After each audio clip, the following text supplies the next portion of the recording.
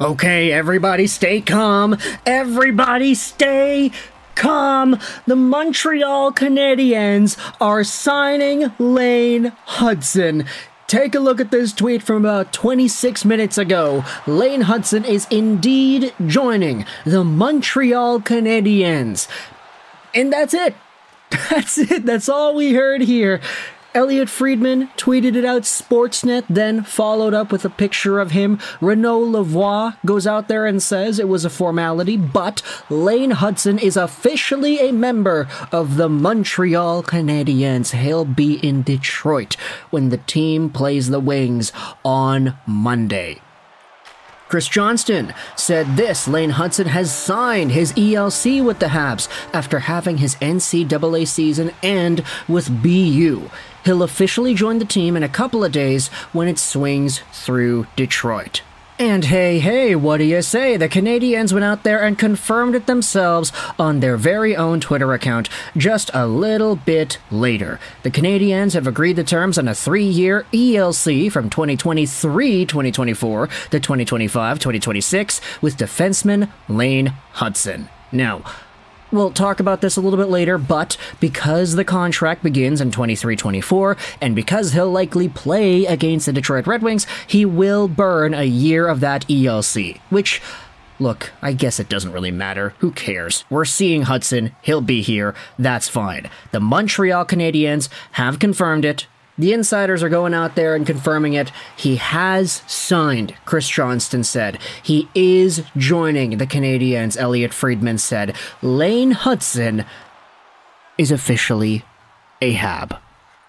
And there was some, conversation tossed around there, mostly from TVA Sports, asking whether or not the Canadiens would have it in their best interests to say no to Lane Hutson and to not sign him right away, or what if he himself would not be interested in going to the Canadiens because they're not too good of a team, this and that. And there's been some talk about that, but at the end of the day, Lane Hutson is a guy. And he's a very, very good guy. He's a very good, talented prospect that the Montreal Canadiens and their fans have been excited about for a while now. Ever since he was taken in the second round of the 2022 NHL Entry Draft.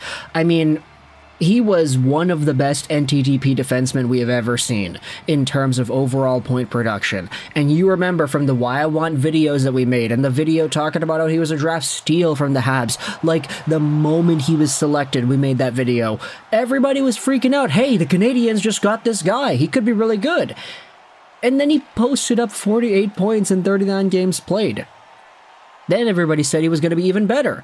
This season, he posted up 49 points in 38 games played, which is as impressive of a year as he has had last year, because it's literally one more point in one fewer game played. So he improved his points per game pretty significantly, and I say significantly because, look, his initial number was already crazy enough that expecting him to supersede this number by any meaningful amount was already bananas. Like, he was the best NCAA defenseman scorer since Brian Leach or whatever it was. He was outproducing Cale Makar, he was outproducing Quinn Hughes, he outproduced Adam Fox, he outproduced everybody. So this was such a high bar that the fact that he went out there and bested it was a really, really good sign. No sophomore slump here, folks. Just a guy who's 20 years old, 5'10", 161. He's no longer 5'8", baby. That was his initial reported height at the 2022 NHL Entry Draft, but he's grown 2 inches since then and is now a legitimate Montreal Canadiens scoring threat from the blue line.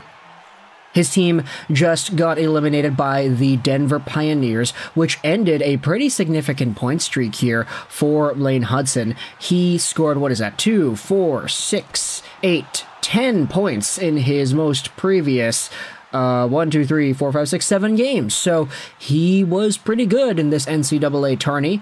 And you could see throughout the entire season that he has been very, very good. There's a 4-point game in here, multiple 2-point games. I mean, he's got 5 points in his last 5, 12 points in his last 10, and when you look at some of the tape, I mean, Lane Hutson is so good. so good. Like, when I watch the NCAA and the BU Terriers and I'm looking for Macklin Celebrini and I'm watching the power play, Lane Hutson stands out in the same way that Quinn Hughes stands out. And I'm allowed to say that because I'm a Vancouver Canucks primary fan. Everything that we see out of Quinn, Lane can kind of do too, which is nuts because, Quinn is the best defenseman in the NHL this season. Lane Hutson just happens to be in that same mold of puck-roving, puck-dangling offensive visionary on the blue line. And if you want to talk about potential line combinations for the Canadiens as Lane Hutson makes his way onto the lineup, I mean, who do you take out? Do you just take out Barron by default? You say, okay, he's been the guy that's been up and down this season the most, so maybe him. Or if you wanted to, I don't know, move Harris over to the opposite side, open up a spot on the left here.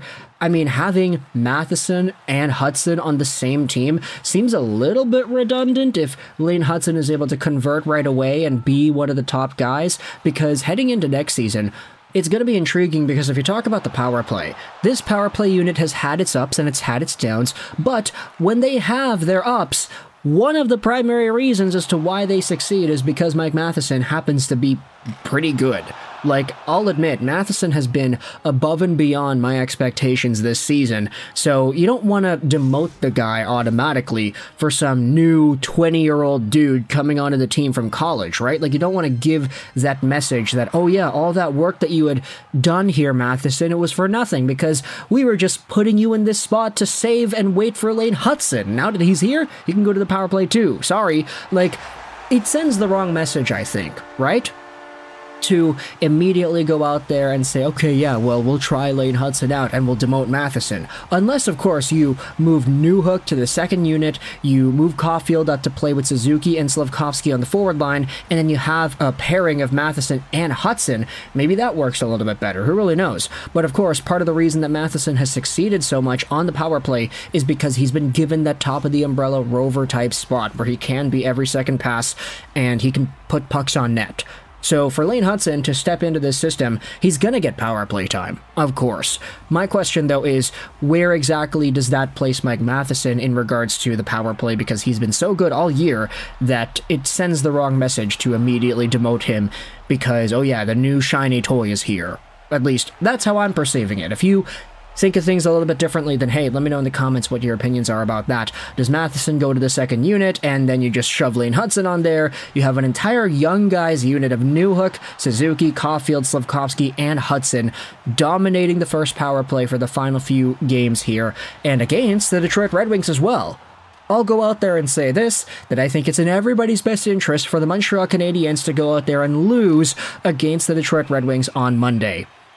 That's me speaking from the Canadiens fan in me, as well as speaking from the perspective of the Red Wings fan in me that is so eagerly, desperately wanting to see my Wings make the playoffs. But, you know, if they just can't beat teams like Montreal at the end of the season, then I guess they're not really worth it anyway. But either way, let me know your thoughts in the comment section below about Lane Hutson indeed joining the Montreal Canadiens. He has officially signed, okay, not officially, he has signed his ELC with the Habs, according to Chris Johnson. Everything's not official yet. That'll be on Monday.